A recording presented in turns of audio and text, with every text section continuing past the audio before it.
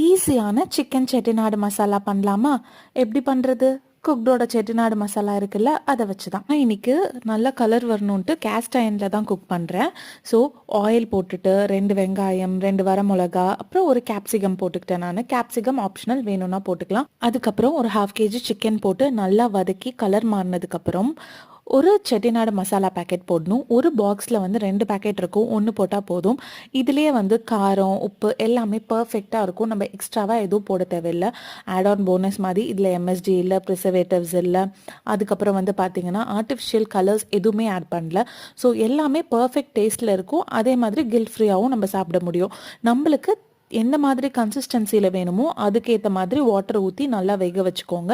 Semi try வேணாலும் எடுத்துக்கலாம், gravy மாதிரினாலும் எடுத்துக்கலாம். பிரியாணி கூட சைட் டிஷ்ஷாக சாப்பிடலாம், சப்பாத்தி, ரைஸ் எல்லாத்துக்கூடயும் அல்டிமேட்டாக இருக்கும். ட்ரை பண்ணி பார்த்துட்டு எப்படி இருந்ததுன்றத கமெண்ட் செக்ஷன்ஸில் சொல்லுங்கள். தேங்க்யூ.